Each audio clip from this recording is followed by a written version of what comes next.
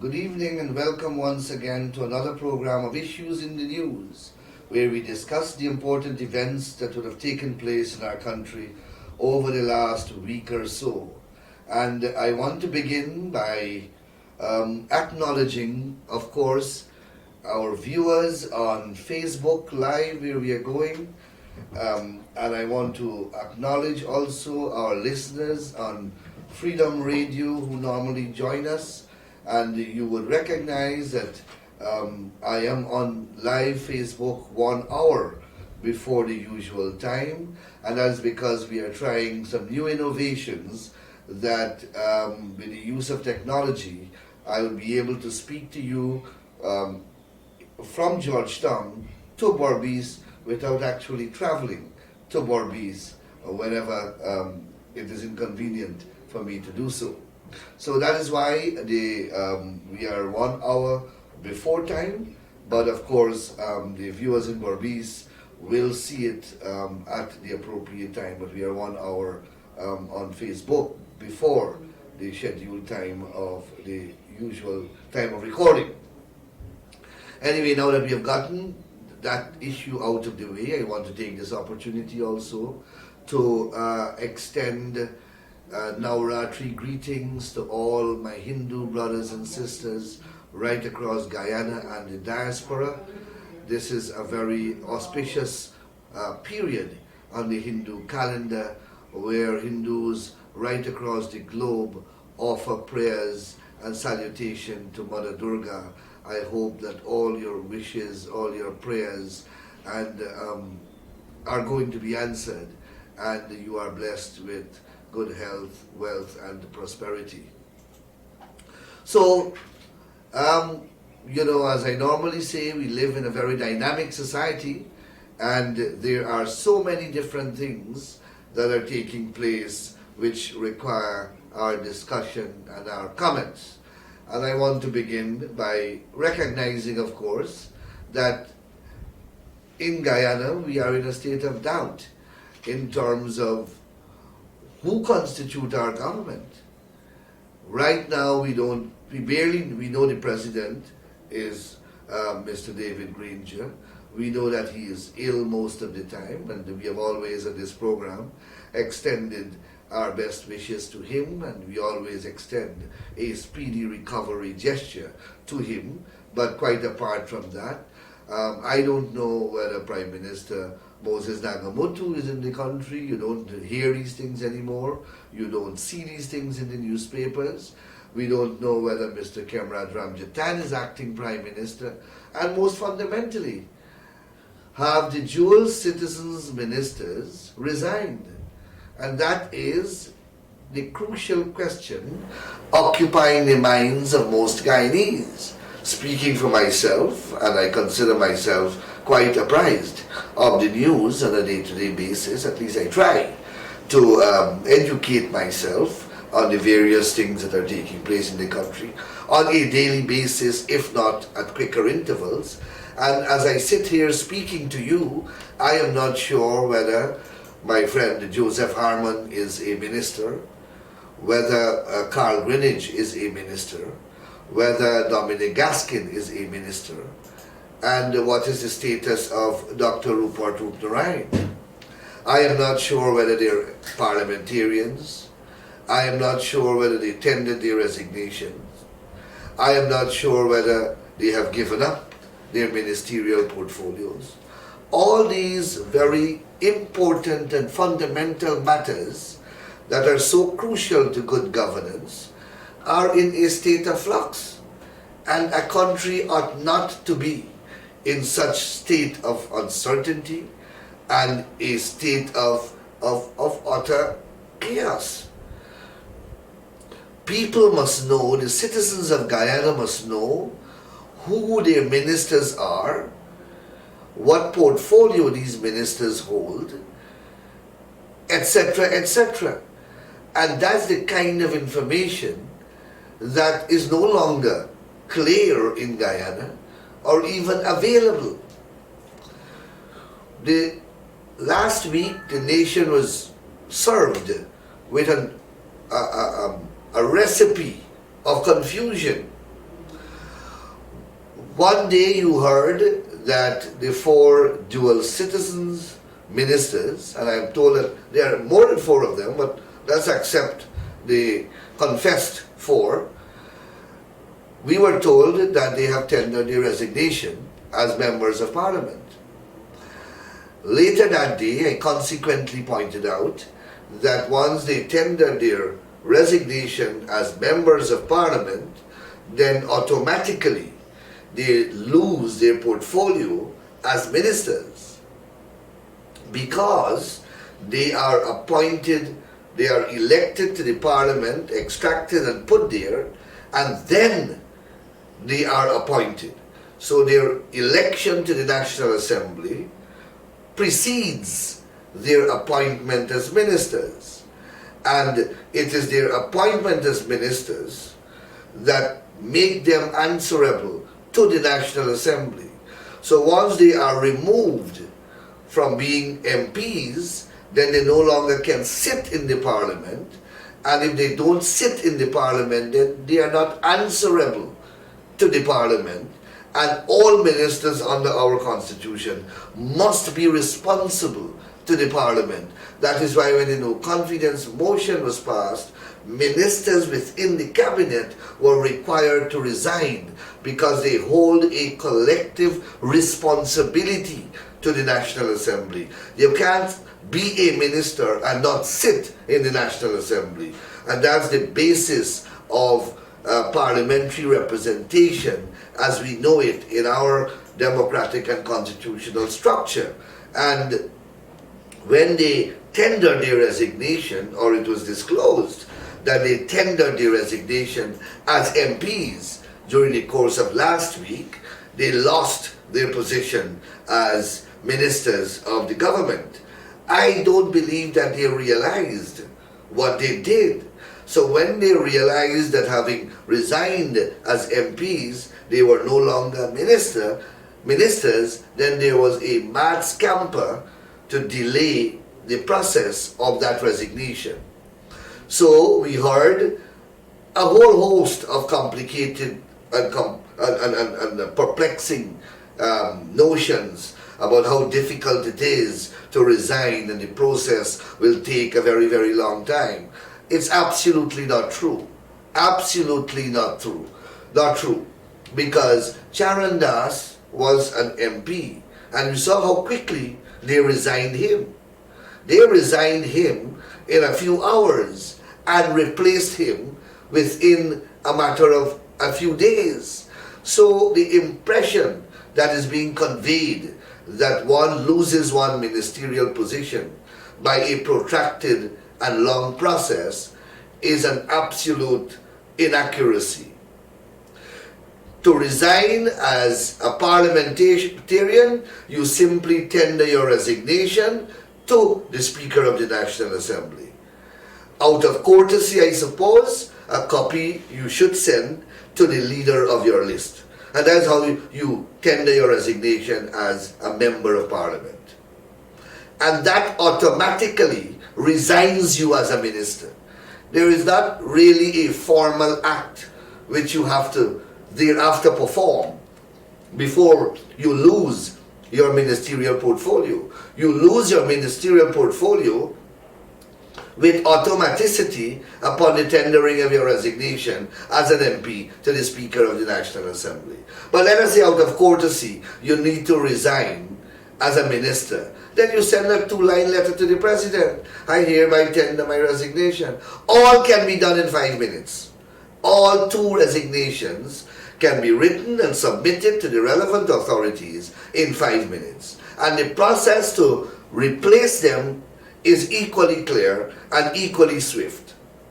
The leader of the list has to consult Mr. Keith Lowenfield and inform Mr. Keith Lowenfield that they desire, that he, the leader of the list, desires to replace Mary Jane with Joseph Harmon.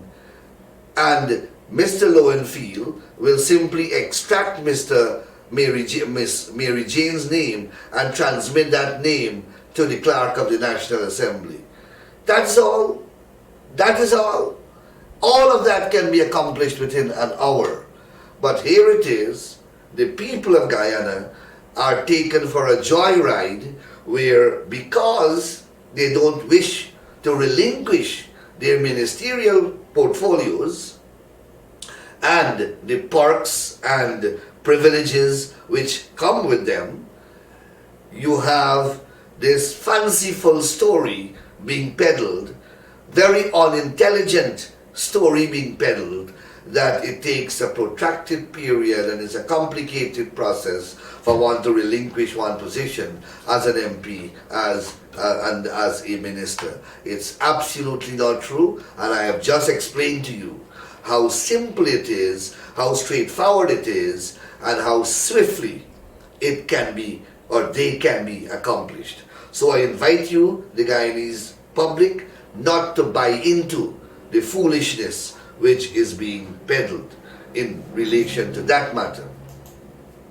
The other important issue that I would like to address is the question of house-to-house registration. Now, most of you may have read a letter which I published in the newspapers and which was carried in different parts of the press in relation to house-to-house registration. Now, our constitution is very, very clear. Before one can vote, one must be registered. And before one can be registered, one must be qualified to be registered. And to be qualified to be registered, one has to be 18 years and over and must be a Guyanese citizen. That is all that is required. You must be a Guyanese citizen and you must be 18 years and over. You will note that our constitution and our laws do not require residency as a requirement for registration. And once one is registered, one has a constitutional right to vote. One has a constitutional right to vote. Now, GCOM, in conspiracy with the PNC, have said that the list is bloated.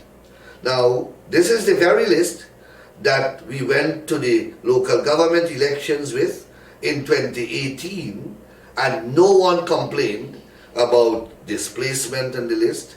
No one had any complaint whatsoever in relation to persons turning up to vote and they were not registered on the list, or any allegation of irregularity. None of them surfaced, at least not in any serious way, in relation to the integrity of the list and the authenticity of that list and its accuracy.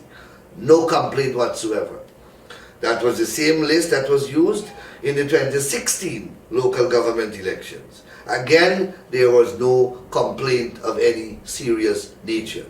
That was also the list that was used for the 2015 general and regional elections. And again, there were no complications, no allegations of wrongdoing, no allegation of irregularities in relation to that election or those elections either. I speak of the 2015 elections. In fact, this government got power through those elections. So it's hardly open for them to claim that those elections were in any way flawed and or irregular, or the list was in some way impugned, or the list was in some way defective.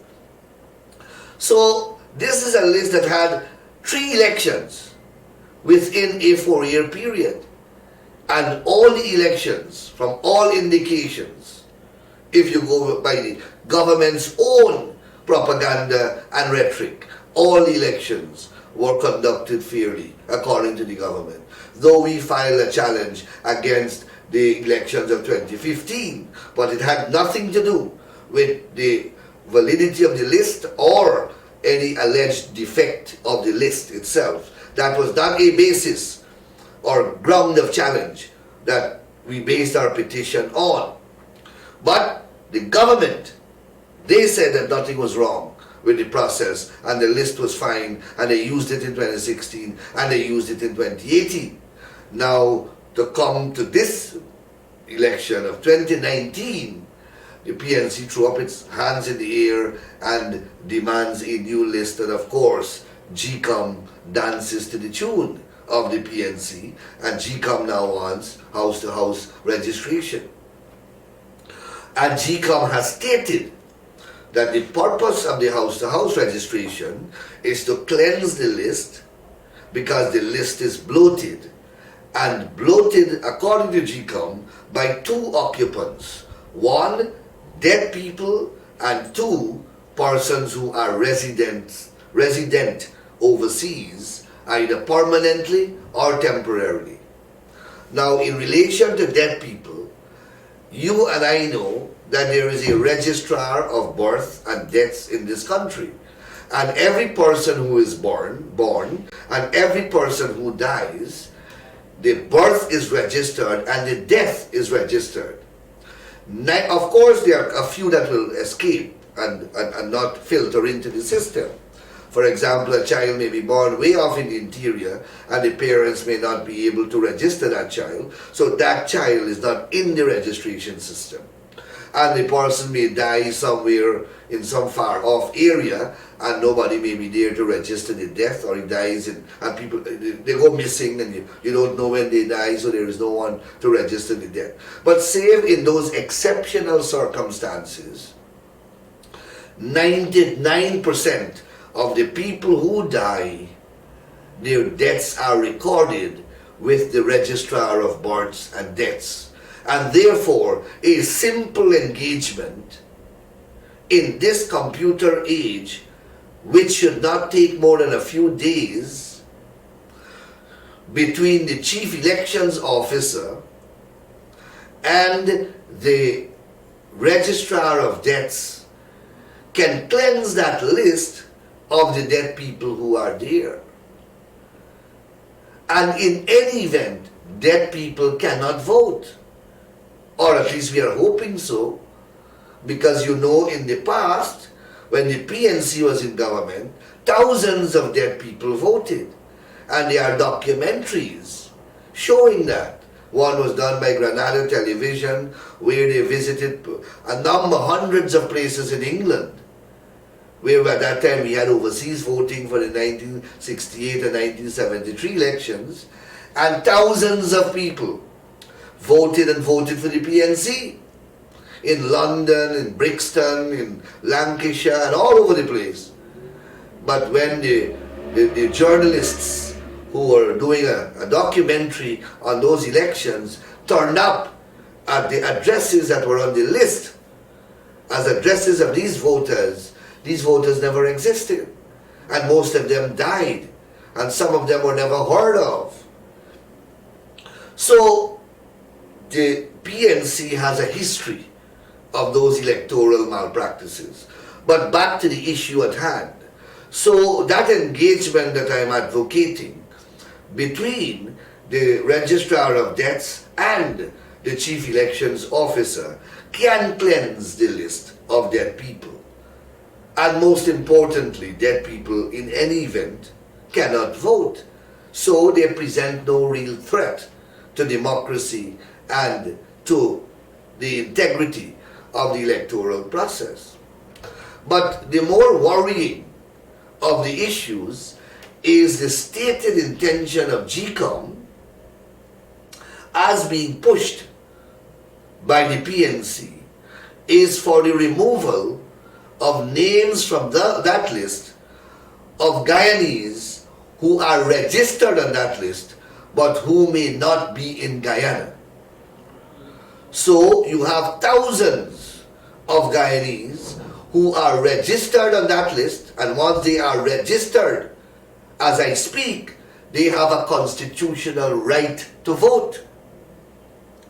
And when they begin this process, they are going to, because those people are not here, those people are not going to be caught by the registration process. And therefore, the new list that the registration process, this is what they're calling house-to-house registration process will produce, will not have those people names on the list.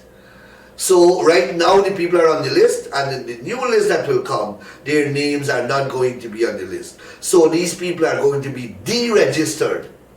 So that is why I am arguing that what they will conduct is not house-to-house registration, but house-to-house deregistration, because they will go house to house to deregister all those persons who currently may not be resident in Guyana, but who are qualified under the Constitution to vote because they are Guyanese, they are registered, and they are 18 years and over. And I am arguing that if you do that, then you are denying all those thousands of people.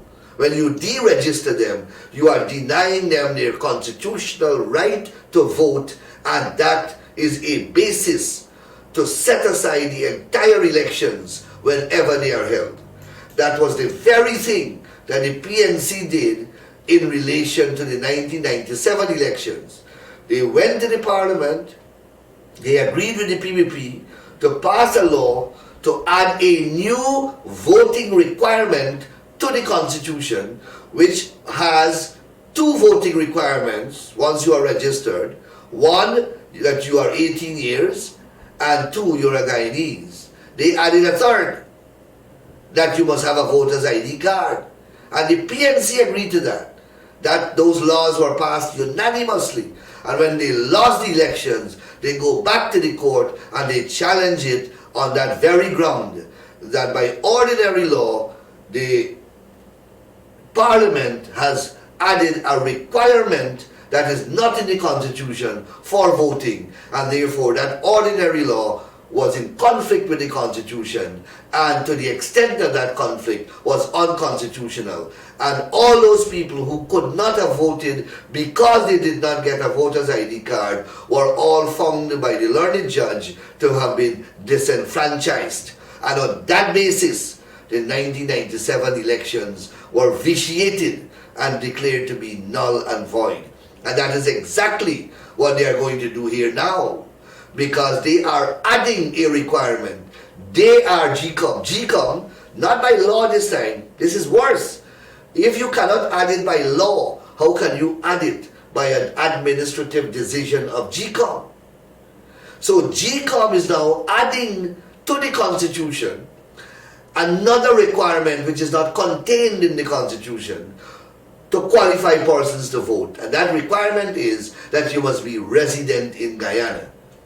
Because if I am on that list today and tomorrow you take my name off on the basis that I am not resident here, then you are denying me my right to vote. You are disqualifying me from voting, although I am qualified. And that is absolutely wrong. I saw Vincent Alexander trying to reply to me in the newspapers, and he has said nothing. He has said nothing. His arguments are twofold. One, he said that the PPP did the same thing in 2008. And if it was not wrong then it is not wrong now. Now that's not a legal argument. That's not even a sensible argument. People have been doing wrong things for centuries. But unless they are challenged at the proper forum, then those wrong things can continue for another few centuries.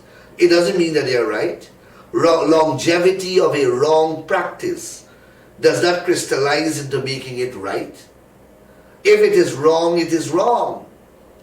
And that is exactly what Claudette Singh, the judge, said in Esther Pereira, that the PPP and the PNC arrogated unto themselves to enter into an agreement to pass a law to introduce a new requirement for people to vote, that is, an ID card.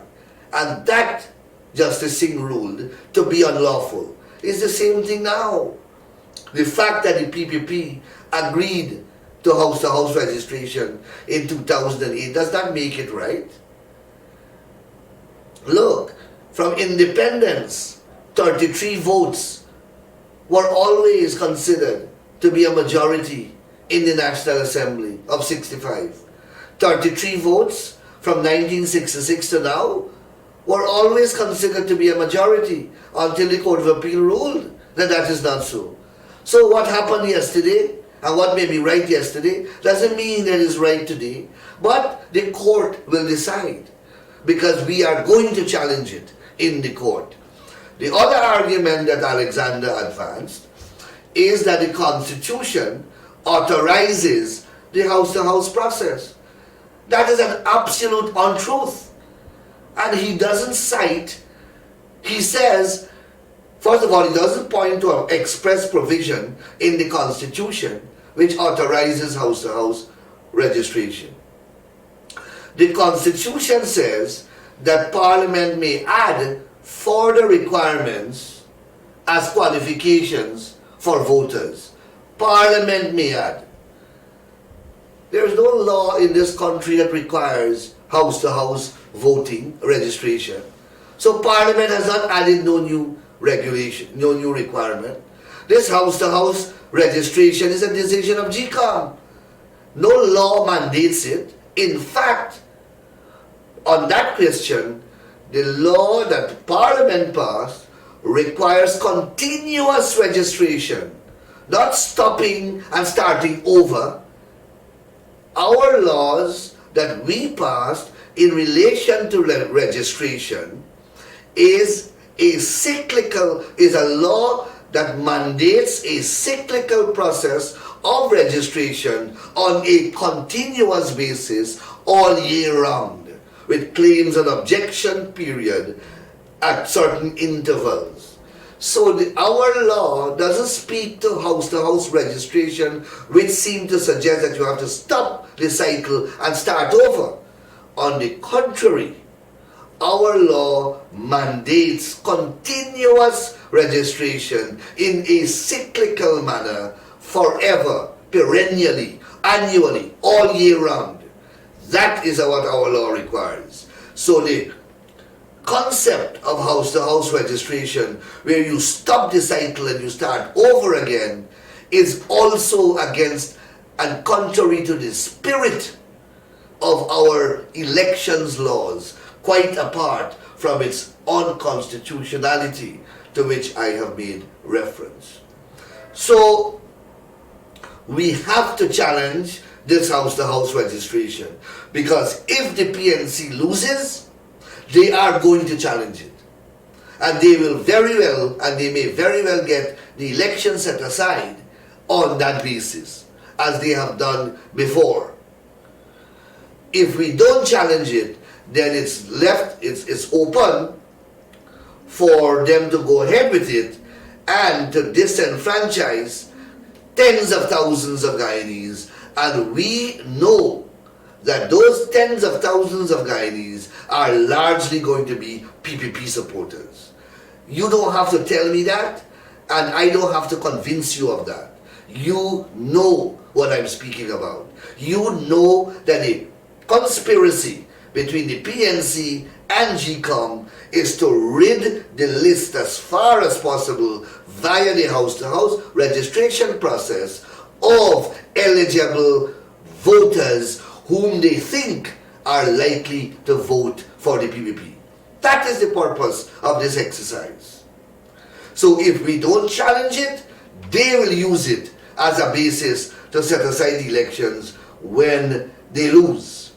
If we challenge it, on the other hand, if we do not challenge it, on the other hand, again, we allow it to go forward, and the likelihood and the reality is, the strong likelihood is that the process will be used to disenfranchise thousands of PPP supporters, and there is nobody in GCOM, either Alexander or Corbyn or Trotman, who can tell me otherwise. Any sensible Guyanese observing the utterances and the behavioral pattern emanating from GCOM would know that that is the ultimate intention of this house-to-house exercise. So I wanted to bring that to your attention so that you have an understanding of what is the purpose of this house-to-house registration exercise that GCOM is embarking upon. The other issue that I would like to update you on is the progress which are being made in relation to the cases that are pending at the Caribbean Court of Justice. As you know, we have firstly the GCOM chairman case. Recall that we had filed an appeal against the Court of Appeal decision where the Court of Appeal held that Justice retired James Patterson was properly appointed in accordance with the Constitution by President Granger as the chairman of GCOM. And we challenged that. We challenged that on the ground that the President misread the Constitution, misconstrued the Constitution, and wrongly rejected 18 names submitted to him by the leader of the opposition in accordance with the Constitution, and proceeded to appoint on the darkest night of this country, Diwali night 2017, proceeded to appoint a person of his own choosing, Justice retired, James Patterson. So that appeal is coming up for hearing at the Caribbean Court of Justice on May the 8th. Now we are hoping that we get that appointment set aside and that the court gives certain directions that would result in the swift appointment of another chairman, preferably from the list of 80 names submitted by the leader of the opposition. That is the position which we will articulate to the court. So that's one case. And then we have the three cases in relation to the no confidence motion. As you know, we have appealed one where the Court of Appeal ruled that 33 votes do not constitute a majority of 65. Remember, the court ruled in that way that the 33 votes do not constitute a majority.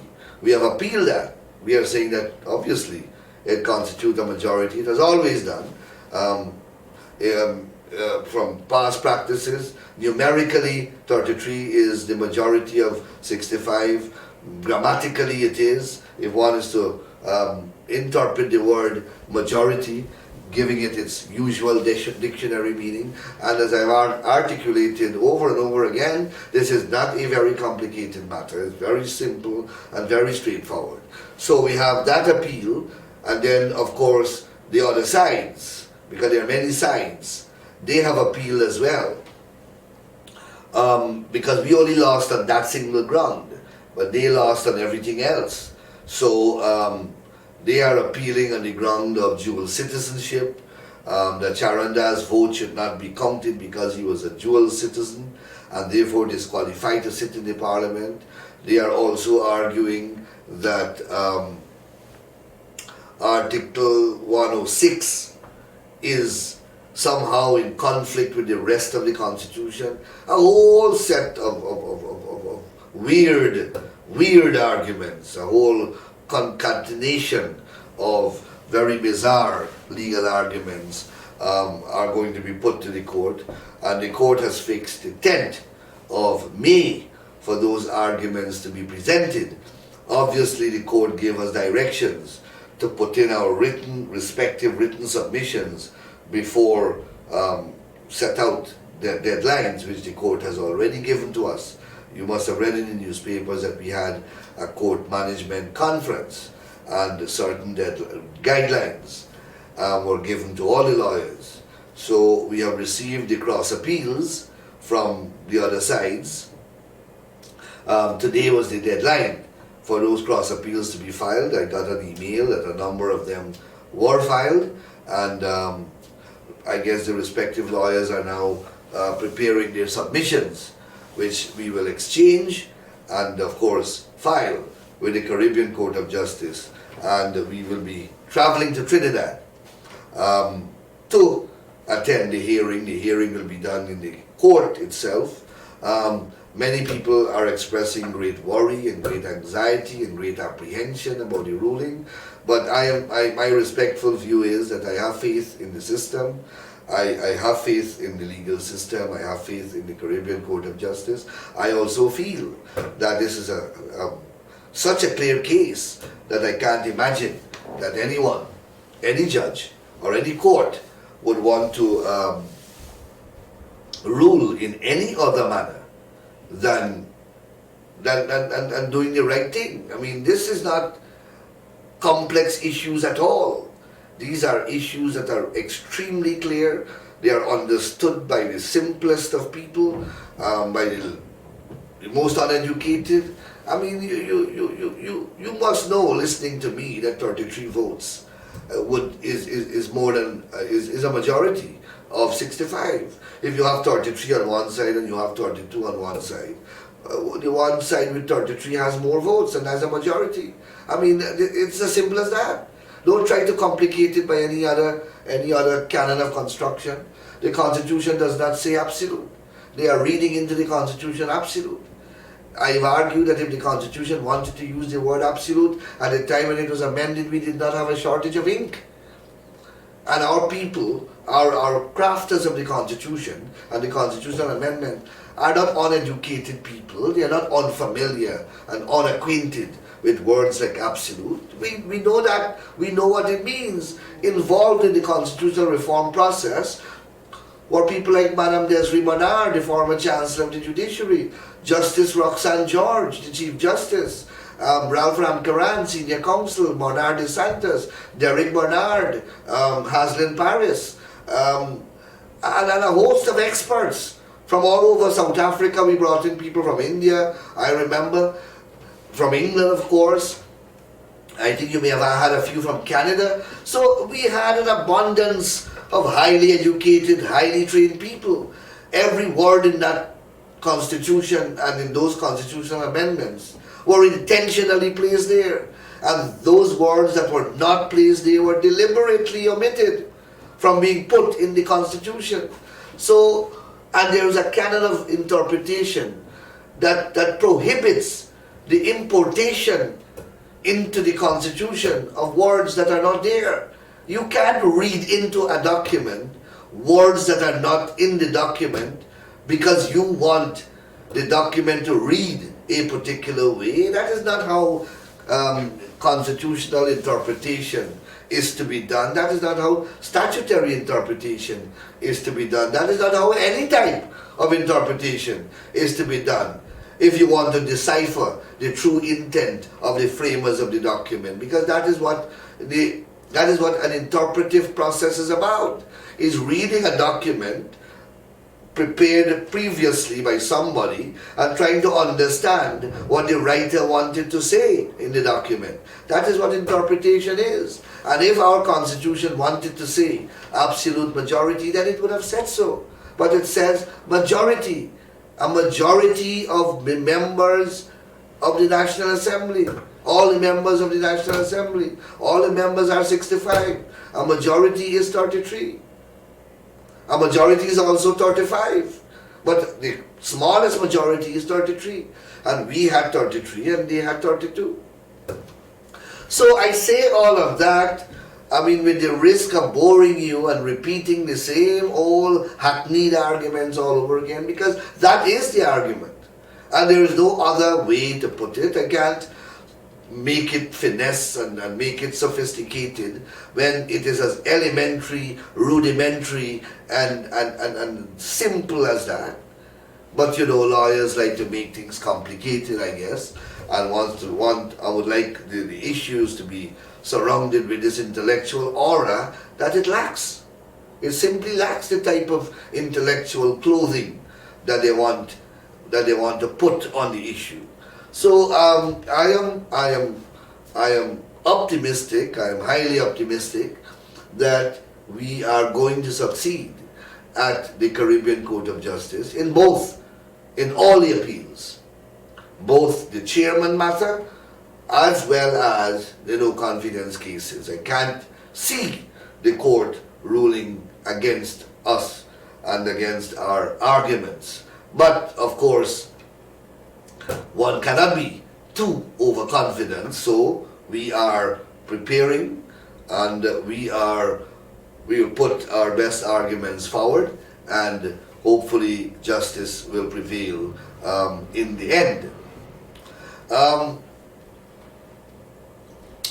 The other important issue that I was just drawn to my attention is the Mahika Maikoni Abari Developmental Authority, MMADA.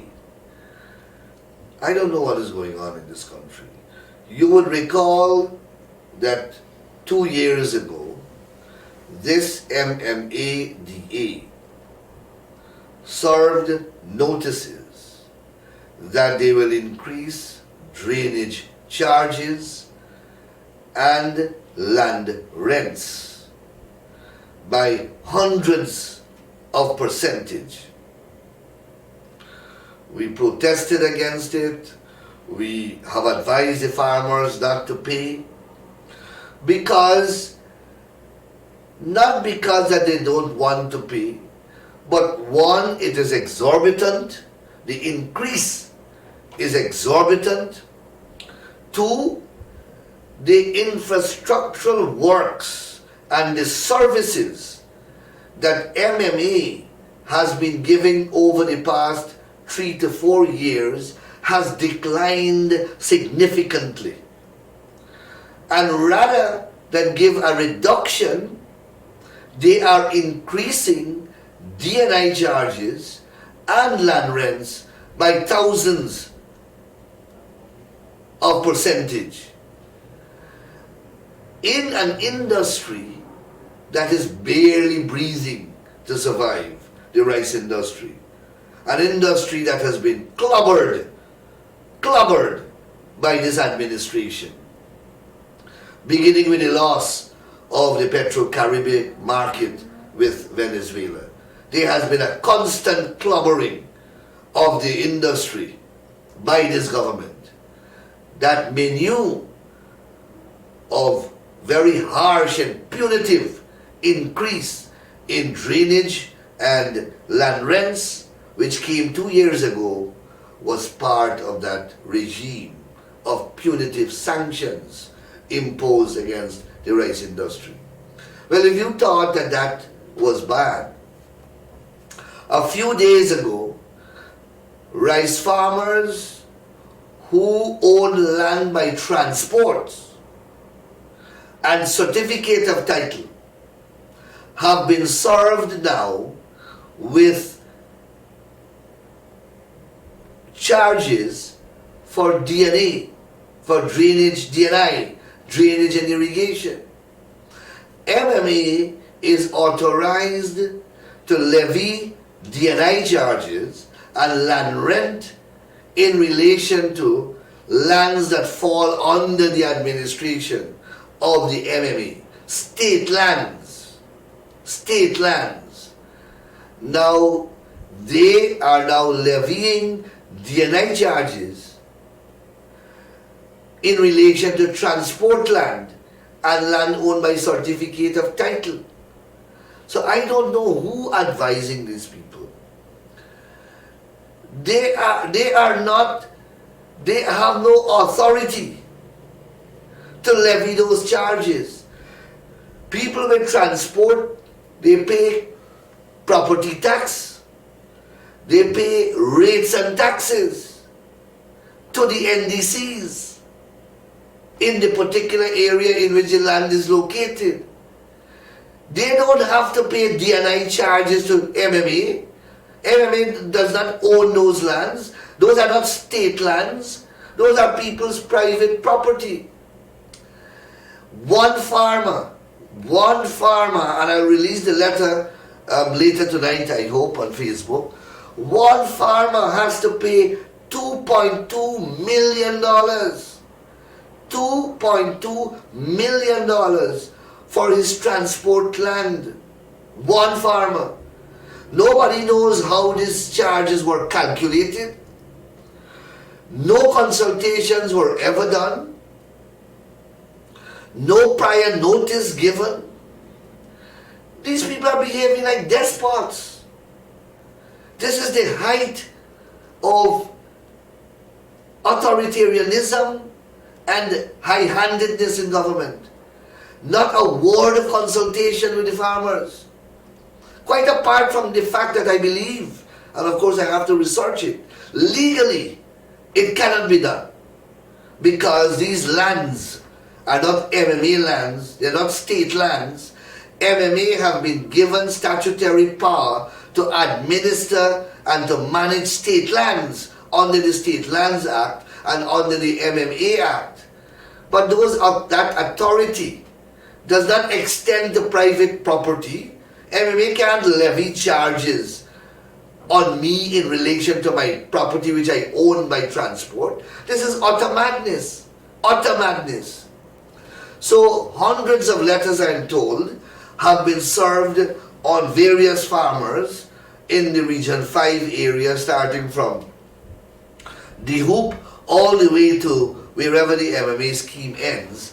And as I keep emphasizing, these includes lands that people own by transport and certificate of title. And I believe that MMA is acting absolutely unlawfully and ultra vires if they seek to impose charges on lands that are not state lands. So that is another big court battle that will loom, because everything now has to be taken to court. This government does not accept anything. They don't take advice from anyone. I don't know if they believe that they know everything. I outlined the law in a long and detailed opinion to the GCOM, and I was hoping that they would have saved the court system another litigation, and they would have saved the country another ordeal, and they would save taxpayers millions of dollars that they're going to pay lawyers. But they rejected the advice, and Mr. Alexander was very bold in writing a letter in the newspapers in which he has not answered the gravamen of my contention. He has not answered them at all. But so we are going to end up once again in court, because that's the only way that the government seem to understand. So I thought that I would bring you up to speed with those matters. The other important issue that I believe we should pay some attention to is the unparalleled level of corruption that is taking place right across the public sector. I mean, when you hear people talk, and people come to my office and they meet me on the street or they meet me in the court and they recite some stories about the level of corruption right across the government, the NPTAB is being sidelined,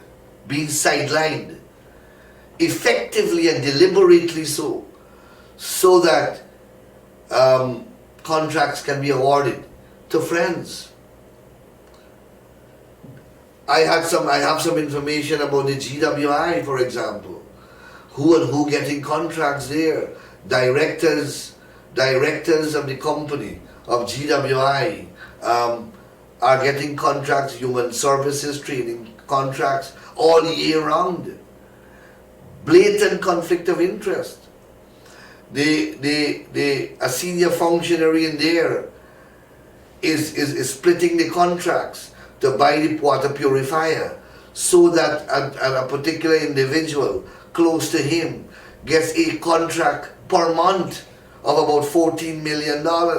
Because once you go above 15 million, then you have to go to the tender board. So 14 million is being used as a cutoff point for there to be sole sourcing. And these are things that are happening every single day across every sector. Look at the housing minister and the scandal in which herself and husband are caught. I mean, reflect back to the PPP. You have never heard these things happening. A minister and a husband getting contract from the same ministry. I mean, these things are, and they don't, I don't know if they don't sound indecent or sound vulgar to these people, but that's what's happening. I read in the newspapers, 1 million truckload of sand was used at the airport. You have an idea what 1 million truckload of sand is? 38 million US dollars in sand? 1 million US in sand to use at the airport, which is already on a sand hill. The Timiri airport is already on a sand hill. You must look at it. Where did you put? Is that how they brought the sand to the low coastal plain?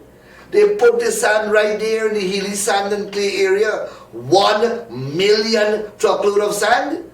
Could you imagine how much truckload of sand must be using on the East Coast public road? Which is miles and miles long, the repairs that are going on there. And just at the airport for the runway and the building, they use 1 million truckload sand. 1 million truckload sand is several sand hills have to be cut down to the lowest optimum level before you get 1 million truckload. Those who are listening to me, just imagine you are doing you may be concreting your whole yard, and it's 1 truckload sand you buy. 1 truckload sand you would buy, and that would concrete your whole yard, and you still have sand left outside. These people have used 1 million truckload of sand for the airport. I have never seen anything like this. I have never seen anything like this before. So we have to keep in constant contact. I am working on getting a new apparatus and a new system whereby I can broadcast both in Georgetown and in Berbice at the same time without me necessarily have to drive up to Berbice. Not that I don't like the drive, but sometimes it's a very long process. It takes me 5 hours to drive to Berbice, come back home, and then spend an hour on the television.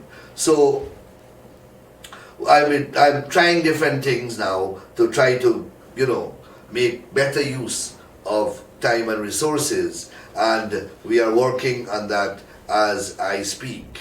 My operator has just signaled to me, unfortunately we can't take phone calls, but as I get the operation going and we get the modus operandi fixed, I'm sure that we will find a way where I'll be able to take phone calls. Once again, I want to wish all my Hindu brothers and sisters a happy Navratri, and may all your prayers be answered by Mother Durga. Please take care and enjoy. Until we meet again, good evening. Thank you very much. It has been my pleasure to be with you. Thank you.